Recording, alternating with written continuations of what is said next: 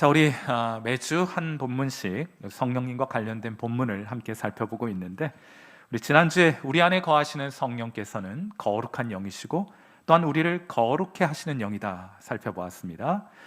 우리는 이처럼 우리 안에서 우리의 거룩을 위해 일하시는 성령님과 보조를 맞추어 함께 거룩을 추구하며 살아가게 되는데, 거룩의 1차적인 의미는 이 세상과 구별됨이요, 보다 적극적인 의미는 하나님의 성품을 닮아가는 것이라고 말씀드렸습니다. 자, 그리하여 우리의 삶의 전 영역에 있어서 하나님의 거룩하심을, 하나님의 성품을 내는 것이 성화의 과정이고, 우리가 이 땅을 살아가는 동안 주님 다시 이 땅 가운데 오실 때까지 성도들이 부지런히 추구해야 할 과정이라고, 신앙의 과정이라고 말씀을 드렸습니다. 자, 이런 성화의 과정에 있어서 성령께서는 성경을 도구로 하여 우리의 성화를 이루어 가시게 되는데, 오늘은 성령과 성경과의 관계에 관하여 살펴볼 작정입니다. 오늘 설교의 첫 번째 요점은 이것인데, 성령께서 우리에게 성경을 주셨다 하는 것이 첫 번째 요점입니다. 우리가 계속해서 강조해 왔던 것처럼 우리가 예수님을 믿으면 성령께서 우리 안에 찾아오셔서 영원한 거처를 삼으십니다. 지금도 예수 믿는 저와 여러분 안에 성령께서 함께하고 계신 거예요. 물론 성령께서는 우리 가운데 오셔서 가만히 앉아 계시는 것이 아니라 우리를 위해 열심히 일하시게 됩니다. 부지런히 일하시게 되는데, 우리를 거룩해 하셔서 우리로 하나님의 기쁨이 되게 하시기 위하여 지금도 성령 하나님은 우리 가운데 열심히 일하고 계십니다. 자, 그런데 우리가 하나님의 기쁨이 되고 또 하나님은 우리를 기뻐하시는 것, 이거 사탄이 그냥 보고 그냥 두고 볼 리가 없습니다. 그래서 사탄은 방해를 하게 돼요. 여러분, 한번 여러분의 신앙생활을 한번 곰곰이 생각해 보세요. 한때는 기분 좋았는데, 신앙생활 신바람 났는데 왜 지금은 낙심해 계십니까? 왜 여러분의 신앙생활에는 오를 때도 있고 낮아질 때도 있는 그런 기복이, 여러분 신앙생활에 기복적인 올라갔다 내렸다 하는 것이 여러분 삶 속에 나타나는가요? 왜입니까? 사탄이 그냥 여러분 놔두지 않기 때문이에요. 여러분이 지금 영적으로 굉장히 낙심해 있고 다운이 되어 있다, 이런 이유 저런 이유 들면서 핑계를 대어도 소용이 없습니다. 여러분이 무엇을 생각하든 그것 때문이 아닙니다. 그건 여러분이 사탄과의 영적인 전쟁에서 패배했기 때문에 나타나는 현상이에요. 그래서 기쁨과 평강이 사라지게 된 것입니다. 그래서 만족감과 평안한 마음을 상실한 채 불안해하고 염려하고 걱정하고 있는 것입니다. 다른 이유 때문이 아니에요. 여러분이 영적인 전쟁에서 패배하였기 때문입니다. 사탄은 한 가지만 빼고는 여러분이 뭘 해도 신경 쓰지 않습니다. 오히려 그 일을 더 잘할 수 있도록 여러분 돕게 될 것이에요. 사탄이 여러분 모든 일을 방해하는 것이 아닙니다. 한 가지만 빼고는 여러분이 그 일을 하도록 여러분 방관하기도 하고 때로는 돕기도 할 것이에요. 그 일이 무엇입니까? 돈 많이 벌고 성공도 하고 세상 재미 즐기는 것, 사탄 대환영입니다. 여러분 돕게 될 것이에요. 딱 한 가지만 여러분 하지 않으면 됩니다. 그 한 가지가 무엇입니까? 그것은 여러분이 거룩한 삶을 추구해 가는 것입니다. 그리하여 여러분의 삶이 하나님의 기쁨 되는 것, 그 한 가지만 딱 빼고 다른 건 여러분 마음대로 할 수 있도록 여러분 방관하고 여러분 협조하고 돕게 될 것이에요. 라이언 화이트라는 13살 소년 하나가 수혈을 받다가 그만 에이즈에 감염이 되었어요. 자, 그런데 낙심할 만한도 하잖아요. 이유는 충분하잖아요. 그런데 이 소년은 낙심하기는커녕 긍정적인 태도를 잃지 않습니다. 오히려 에이즈 홍보대사가 되어서 많은 사람들에게 영감을 주고 감동을 주었어요. 그래서 유명 인사가 되었습니다. 미국의 레이건 대통령이나 도널드 트럼프, 그리고 마이클 잭슨이 그를 방문하기도 했습니다. 자, 그런데 그렇게 5년의 세월이 지났습니다. 라이언이 18살이 되었을 때 병세가 갑자기 악화되기 시작했어요. 하루는 그 아들의 죽음을 직감한 아버지가 병상에 누워있는 아들을 향해 말합니다. 아들아, 이제 아빠는 더 이상 너에게 아무것도 해줄 수 있는 것이 없구나. 너에게 더 이상 줄 선물이 없어 하고 말을 했더랍니다. 그러자 라이언이 아빠를 바라보며 말하죠. 아빠, 그게 무슨 말씀이세요?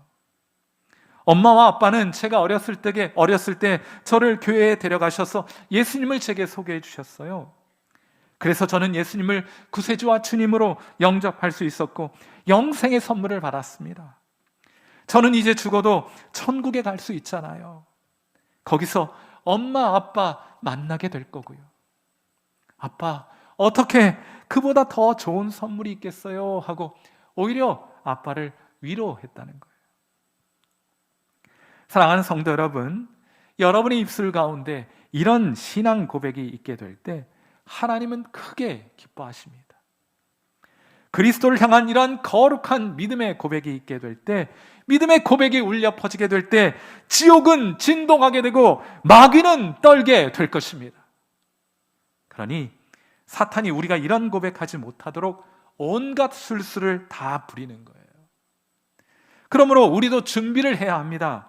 그냥 넋놓고 있으면 또 당하게 돼요. 또 패배하게 됩니다. 우리는 승리를 위해 준비해야 하는 것입니다. 이를 위해서 하나님께서 저와 여러분 성도들을 향하여 이렇게 명하셨습니다. 에베소서 6장 13절 말씀이에요. 우리 같이 한번 읽겠습니다. 시작. 그러므로 하나님의 전신갑주를 취하라. 이는 악한 날에 너희가 능히 대적하고 모든 일을 행한 후에 서기 위함이라 했어요.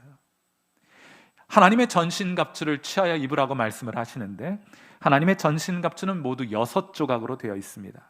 먼저는 진리의 허리띠, 의의 호심경, 그 다음에 복음의 군화를 신고 구원의 투구를 쓰고 믿음의 방패와 성령의 검을 들도록 되어 있습니다. 자, 그런데 이 6조각 하나님의 전신갑주 가운데 매우 흥미롭게도 한 가지만 빼고 나머지 5가지 모두는 방어용 무기입니다. 이 6가지 중에 한 가지만 빼고 나머지는 다 방어를 위한 장비입니다. 왜입니까? 왜 방어용 무기가 5가지나 있습니까? 사탄의 공격이 치열하기 때문이에요. 여러분, 허점만 보이면 언제나 어디서나 여러분 공격하기 때문입니다. 그러니 잘 보호하고 방어해야 하는 거예요.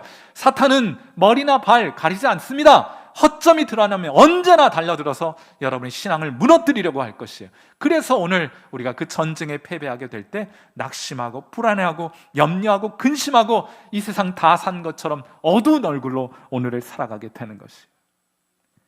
여러분, 그런데 잘 방어해야 되는 건 맞는데 여러분, 그것만으로는 사탄을 이길 수 없습니다. 영적인 전쟁에서 이길 수 없어요. 축구 경기에서 골키퍼가 아무리 잘해도 팀이 승리할 수는 없습니다.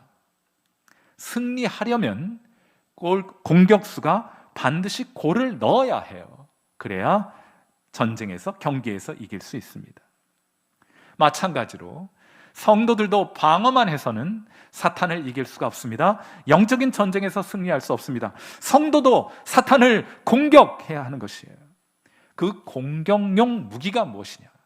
바로 성령의 검, 하나님의 말씀입니다. 그 외에 다른 무기는 소개되지 않아요. 하나님의 말씀이 사탄을 이기는 성도의 공격용 무기가 되는 줄 믿습니다. 에베소서 6장 17절. 구원의 투구와 성령의 검, 곧 하나님의 말씀을 가지라 하고 명하시는 이유가 거기에 있어요. 자, 이 검의 성능을 한번 생각해 보겠습니다.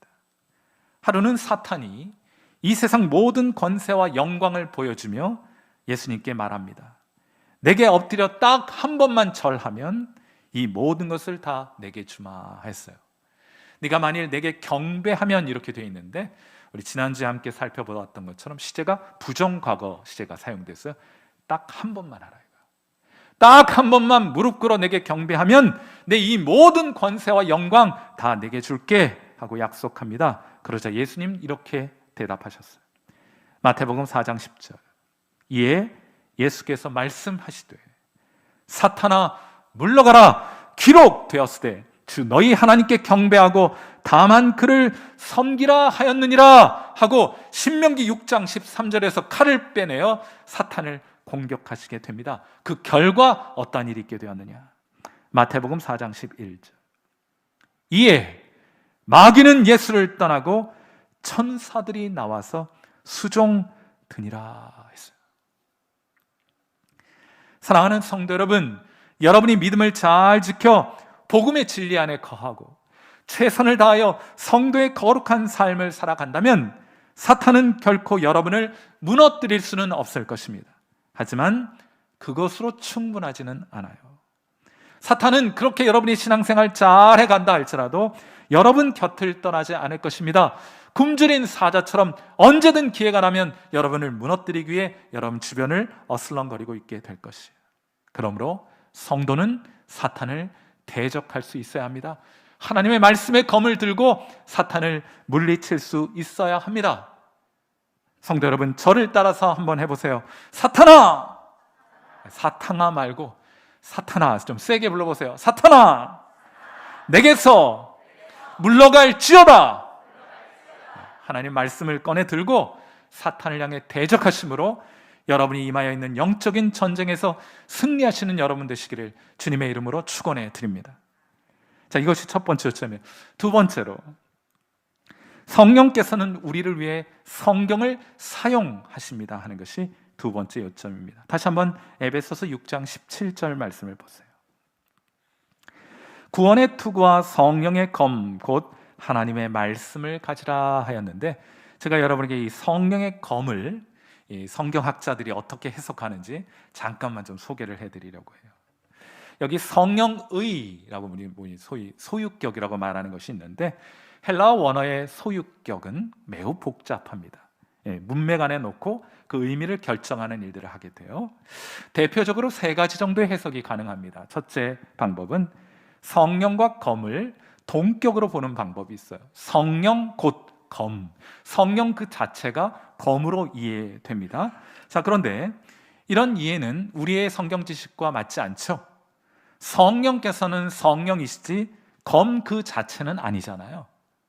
자, 그러니까 이런 해석은 좀 뒤로 제껴 놓아야 합니다. 두 번째로 가능한 해석 방법이 있는데, 그것은 성령의라는 소유격을 원천으로 보는 거예요. 기원으로 보는 겁니다. 그래서 이런 경우 본문의 해석은 이렇게 되겠죠. 하나님의 말씀은 성령께서 우리에게 주시는 검입니다 라는 뜻이 돼요. 여러분, 이건 우리가 가지고 있는 성경 지식에 매우 부합합니다. 성령께서는 성경의 제1저자가 되시죠. 하나님께서 하고 싶은 말씀이 있어요. 그 경우 성령께서는 성경 저자인 사람의 마음을 감동시켜 하나님의 뜻을 그들에게 전하게 됩니다. 그리고 그들이 기록하여 성경을 남기게 되었는데, 이런 방법으로 하나님께서는, 성령께서는 저와 여러분에게 성경을 허락해 주신 거예요. 디모데후서 3장 16절 말씀입니다. 우리 같이 한번 읽어볼까요? 시작. 모든 성경은 하나님의 감동으로 된 것으로 교훈과 책망과 바르게 함과 의로 교육하기에 유익하니. 여러분이 가지고 있는 이 성경, 이 모든 성경 한 글자 한 글자마다 성령의 깊은 감동하심이 배어 있다 하는 그런 뜻입니다. 성령께서 우리에게 검을 주셨어요. 하나님의 말씀을 우리에게 허락해 주신 것입니다. 이것이 기원의 속격이라고 해요. 소유격이라고 말하는 것이고, 마지막으로 가능한 해석 방법 하나가 더 있습니다. 그것이 뭔가 하면 성령을 행위의 주체로 이해하는 방법입니다. 이 경우 본문의 해석은 하나님의 말씀은 성령께서 사용하시는 검이란 뜻이 돼요. 성령의 검, 그 말의 의미는 성령께서 사용하시는 검이라는 뜻이 됩니다. 히브리서 4장 12절 말씀이에요. 하나님의 말씀은 살아있고 활력이 있어 좌우의 날선 어떤 검보다도 예리하여 혼과 영과 및 관절과 골수를 찔러 쪼개기까지 하며 또 마음의 생각과 뜻을 판단하시나니. 하나님의 말씀이 성령에 의해 사용되게 될 때 날카로운 칼이 되어 우리의 영과 혼과 관절과 골수를 쪼개기까지 하는 날카로운 칼로 사용될 수 있다는 것을 히브리서 기자가 우리에게 말해주고 있는 것입니다. 성령께서, 하나님께서 말씀을 칼로 사용하신다 하는 말을 생각하면 제가 언젠가 여러분에게도 소개해드린 바 있는 것처럼 저는 월남 이상재 선생님이 늘 생각이 나요. 이분이 독립운동하다가 옥에 갇혔습니다. 얼마나 억울했겠어요. 자, 그날 밤 잠이 오지 않더랍니다. 그렇게 잠이 오지 않아 이리 뒤척 저리 뒤척하고 있는데 문득 마룻바닥 틈 사이에 돌돌 말린 하얀색 종이가 보이더래요. 그것을 발견하고 월남 선생은 그 쪽지를 꺼내어 읽게 됩니다. 거기에는 마태복음 5장의 말씀이 기록되어 있었는데, 악한 자를 대적하지 말고 누가 네 오른뺨 때리거든 왼뺨 돌려대고 겉옷 가져가면 속옷까지 내주어라 하는 말씀이었습니다. 월남 선생이 이 말씀 보고 처음에는 말도 안 된다며 콧방귀를 뀌고서는 이 쪽지를 도로 마룻바닥 틈 사이에 꽂아 넣었더래요. 그런데 참 희한하게도 다음 날도 그게 꼭 펴보고 싶더래요. 그게 또 펴봅니다. 그 다음 날도 또 펴보고 며칠 그렇게 그 마태복음 5장 한 구절의 말씀을 읽고 또 읽고 또 읽었던 거예요. 그런데 어느 한순간 이 말씀이 비수가 되어서 그의 심령을 파고드는 사건이 발생하게 됩니다. 그래서 이 월남 선생이 그 쪽지 읽고 고백하기를, 이런 가르침을 베푸는 예수라면 나도 믿어야겠네 하며, 누가 복음을 전한 것도 아닌데 그 쪽지 읽고 예수님께 대한 신앙을 고백하는 일이 차디찬 감옥에서 이루어지게 된 거예요. 월남 선생은 이때를 회상하며 말합니다. 나는 그 쪽지에 사로잡혔노라 그 말이에요. 하나님의 말씀은 성령께서 사용하시는 예리한 검입니다. 여러분, 이 말씀을 듣고 또 들어야 하는 이유, 여러분이 전하고 또 전해야 하는 이유, 바로 여기에 있어요. 이것이 하나님의 능력이 되는 말씀이기 때문입니다. 또 이런 경우도 있습니다. 영과 혼과 관절과 골수도 쪼갠다고 했으니까 영과 혼을 쪼개는 사건은 제가 말씀을 드렸고, 이런 사건이 있어요. 근래에 어느 교인이 위암으로 사형 선고를 받았습니다. 4개월밖에 살지 못한다는 사형 선고를 병원에서부터 받게 됩니다. 자, 그런데 이제 4개월 후 이 세상을 떠날 이 교인이 곰곰이 생각해 보니까 자기가 죽을 때 자식들에게 남겨줄 것이 없더래요. 그래, 무엇을 남겨줄까? 4개월 남은 기간 동안 자식들에게 뭘 남겨줄까 생각을 하다가 내가 직접 쓴 성경을 자식들에게 좀 남겨주면 어떨까 생각하게 되었답니다. 하여 남은 4개월 기간 동안 작정하고 그는 매일 밤낮으로 성경 쓰기에 매어 달리게 됩니다. 자신이 그 성경을 집중해서 쓰는 동안은 자신이 위암으로 죽는다는 사실도 잊게 되었고, 오직 성경 쓰기에만 골몰하게 되니 그렇게 행복할 수가 없더래요. 그런데 성경을 쓰고 그 말씀을 읽고 그 말씀을 묵상하는 사이 성경의 검이 날카로운 메스가 되어서 그의 암세포를, 암덩이를 찔러 쪼개게 됩니다. 하나님의 은혜와 능력이 임하여 위암으로부터 그가 치유함을 받게 된 것이에요. 사랑하는 성도 여러분, 성령께서는 하나님의 말씀을 검으로 사용하십니다. 성경을 통해 그분의 은혜와 능력이 나타나게 하십니다. 비록 성경은 성령께서 사용하시는 유일한 도구는 아니지만, 그럼에도 불구하고 성령께서 사용하시는 가장 우선적이고 가장 확실하고 가장 효과가 있으며 가장 탁월한 도구는 바로 성경인 것이에요. 성령께서는 성경을 통하여 우리를 이끄시고 변화시키시고 우리로 승리케 하시는 하나님인 줄 믿습니다. 자, 그런데 사정이 이 정도인데 여러분, 언제까지 성경책 덮어만 두었다가 주일에만 들고 다니실 것입니까? 요즘은 하도 스마트폰이 발전을 해가지고 성경도 안 들고 다녀요. 핸드폰 좋습니다. 핸드폰 안에 있는 성경 앱 깔아두시는 것도 좋아요. 그런데 그걸 들고만 다니면 뭐합니까? 앱을 가동시켜서 그 안에 우리를 위해 마련해 놓으신 하나님의 말씀을 읽고 듣고 연구하고 묵상하고 암송하게 될 때 말씀을 통한 성령의 능력이 여러분의 삶 속에서도 경험될 수 있지 않겠습니까? 언제까지 덮어두실 작정이세요? 제가 마지막 요점으로 넘어가기 전에 두 가지 극단에 대해서만 간단하게 언급하고 세 번째 마지막 요점으로 넘어갈게요. 첫 번째로 기도와 성령 체험, 그러니까 이제 예언을 한다, 환상을 본다든지 꿈을 꾼다든지 음성을 듣는다는 것, 이런 거 경험한 분들은 이거 너무 짜릿한 체험이기 때문에 그거 굉장히 강조하게 돼요. 그런데 그것을 강조한 나머지 성경을 소홀히 아는 사람들이 있습니다. 성경에 대해서는 아는 게 없어요. 근데 성령 체험에 대해서만 말하는 분들이 계십니다. 여러분, 그건 마치 검이 없는 검객과 같지 않습니까? 검 없이 어떻게 검객이 전쟁에서 승리를 할 수 있다는 말입니까? 이런 사람들의 말을 주의하시고 조심하셔야 돼요. 두 번째, 또 다른 극단이 있습니다. 이런 거에 너무 치였어. 예수님 믿고 성령 체험했다고 하는데 하는 짓을 보니까 영 세상 사람 손가락질 받기에 딱 좋은 사람, 그런 사람들 많이 보면서 너무 실망하고 낙심이 되었어요. 그래서 그런 거 다 필요 없다. 성경만 열심히 읽고 성경만 열심히 공부하면 된다 하는 분들이 계십니다.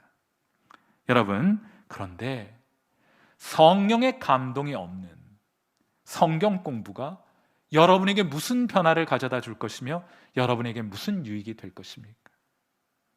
검객이 없는 검이 어떻게 홀로 전쟁을 수행할 수가 있겠어요? 그러면 이것은 두 가지 극단입니다. 여러분은 언제나 기억하셔야 돼요. 성령의 검을 기억하셔야 합니다. 하나님께서는 말씀을 사용하시는, 검으로 사용하시는 분이시다 하는 사실을 꼭 기억하셔서 이 양쪽 극단에 빠지지 않게 되는 균형 잡힌 건강한 신앙생활을 유지해 갈 수 있게 되기를 주님의 이름으로 축원해 드립니다. 오늘 설교의 마지막 요점은 이것이에요. 그러므로 성도는 성경으로 충만해져야 합니다. 저를 따라서 한번 해보세요. 자, 우리 핸드폰으로 유튜브 하시는 분들은 채팅창에 손가락으로 따라해보세요. 저를 따라해보세요, 여러분. 성령 충만은 말씀 충만이다. 성령 충만은 성경 충만이다. 자, 먼저는 에베소서 6장 14절을 한번 보세요. 그런즉 서서 진리로 너희 허리띠를 띠고 의의 호심경을 붙여라 하죠. 하나님의 전신갑주 그 첫 번째 장비는 무엇인가 하면 진리의 허리띠입니다. 여러분이 영적인 전쟁에서 승리하기 위해 취해야 될 첫 번째 장비, 진리의 허리띠. 여러분, 그런데 이것이 무엇을 의미하는지는 제가 에베소서를 강의할 때 이미 다루었으니 오늘 제가 간단하게만 좀 언급드리려고 해요. 여기서 말하는 진리라는 것은 기독교의 핵심 진리를 뜻하거나 그 진리를 따라 충성스럽게 살아가는 성도의 삶을 뜻하는 것이에요. 중요한 것은, 공통점은 기독교의 핵심 교리, 그것이 진리의 허리띠라는 뜻입니다. 예컨대 기독교의 진리 가운데 하나는 여러분 아주 귀가 따갑도록 들어보셨을 텐데, 우리는 율법의 행위로 구원받는 것이 아니라 예수 믿어 구원받고 성령을 받아 양자영을 받아 하나님을 아빠 아버지라 부르는 하나님의 자녀가 됩니다 하는 말 많이 들어보셨을 거예요. 여러분, 그런데 이 교리는 성경을 읽고 얻게 된 결론입니다. 성경 그 자체는 아니에요. 성경의 가르침을 우리의 말로 표현해낸 것입니다. 교리라고 부르잖아요. 이러한 진리에 대한 확신을 가지는 것이 여러분이 영적인 전쟁에서 승리하기 위해 첫 번째로 가장 우선적으로 갖추어야 할 영적인 무장이 되는 것입니다. 자, 이제 그 사실을 기억하고 에베소서 6장 17절 말씀을 보세요. 구원의 투구와 성령의 검 곧 하나님의 말씀을 가지라 하였습니다. 자, 이 구절을 앞선 구절과 비교할 때 질문이 하나 생기죠. 14절의 진리라는 표현과 17절의 말씀이라는 것은 얼핏 봐서는 다르지 않습니다. 성경의 진리나 혹은 성경 말씀, 우리는 대충 같은 것이라고 생각하죠. 자, 만일 여러분이 이 둘을 같은 것으로 이해하시게 된다면 허리띠가 칼이 된다는 뜻이기도 해요. 여러분, 그것은 비유가 중복되기도 하고 자연스러운 해석이 아니기도 하죠. 이 두 개의 표현은 모두 성경과 관련된 것이 맞기는 하지만 서로 다른 강조점을 가지고 있습니다. 제가 오늘 여러분에게 드리고자 하는 말씀이 이거예요. 특히나 17절에 사용된 하나님의 말씀이라는 것은 비유적으로 성령의 검이라고 사도 바울은 부릅니다. 사도 바울 당시 로마 군인들은 여러 종류의 칼을 사용했어요. 장검, 긴 칼도 있고 짧은 검, 단검도 있었습니다. 자, 그런데 이 에베소서 6장 17절에 사용된 검은 마카이라라는 단어를 사용했는데, 이건 긴 칼이 아니라 근접전에서 자유자재로 휘두를 수 있는 단검을 의미하는 표현이에요. 그러니까 14절의 진리라는 것은 성경에서 얻어낸 교리라고 말할 수 있다면, 17절의 하나님의 말씀이라는 것은 매우 구체적이고 매우 상세한 날것의 성경 말씀 그대로를 가리키는 표현이에요. 이 차이를 여러분 구분하실 수 있겠습니까? 성도들은 교리에 대한 지식도 잘 갖추어야 하지만 어느 곳에 하나님의 말씀이, 어떤 말씀이 있는지도 잘 알아야 한다는 뜻이에요. 제가 미국에서 유학을 할 때 일주일에 한 번, 5년 동안 일주일에 한 번 신약 파트 교수님 전체와 학생들 전부가 함께 모여서 매주 월요일 이 성경을 가지고 토론하는 시간을 가졌습니다. 콜로키움이라고 해요. 학생들이 돌아가면서 한 명씩 논문을 발표하면 그걸 가지고 교수님들과 학생들이 서로 토론하는 시간입니다. 매우 긴장된 시간이에요. 그런데 제가 이 5년 동안 이 과정을 하면서 깜짝 놀랐던 것 한 가지는, 예컨대 어느 학생이 어느 구절에 어떤 전치사가 사용됐는데 이 전치사의 용법은 이러이러한 용법입니다 라고 얘기를 했다고 가정을 해보죠. 그러면 그 자리에서 그 즉시 교수님들이 성경책을 펴서 그 전치사와 똑같은 전치사, 그 전치사와 똑같은 용례로 사용된 성경 구절을 찾아서 학생들에게 보여주셨어요. 대단하지 않습니까? 그것도 헬라어 원어 성경을 가지고 말해요. 이분들은 성경을 다 암송하고 있는 것처럼 느껴졌습니다. 하나님 말씀에 대한 열정에 대해서는 정말이지 고개가 절로 숙여지는 그런 분들이셨습니다. 본문에서 사도 바울이 말하고자 하는 바가 저는 정확하게 그런 모습이라고 생각합니다. 사랑하는 성도 여러분, 언제 어디서나 필요한 말씀을 찾아낼 수 있을 정도로 여러분은 성경에 익숙해져야 한다는 것이에요. 영적인 전쟁에서 승리하기 위해서는 하나님의 말씀을 자유자재로 단검처럼 사용할 수 있어야 한다는 것입니다. 마틴 로이드 존스 목사님께서 이런 말씀하신 적이 있어요. 여러분도 한번 들어보세요. 굉장히 공감이 많이 가실 텐데, 이런 말씀입니다. 믿지 않는 사람들을 도우려 할 때 이런 말씀이 성경 어디 있었는데? 하고 말하는 교인들을 종종 보게 된다. 이때 믿지 않는 사람이 성경에 있는 것이 확실해요? 라고 되물으면 그들은 가만히 있자, 여기 어디쯤인 것 같은데? 라며 머뭇거린다. 단편적인 말씀만을 아는 것으로는 충분하지 않다. 성경 전체를 잘 알고 있어야 한다. 주께서 신명기를 인용하셨던 본문을 살펴보라. 주님은 분명히 신명기 전체를 잘 알고 계셨다는 것을 알게 될 것이다. 이처럼 성도는 성경에 잠겨야 하며 성경을 통달해야 한다.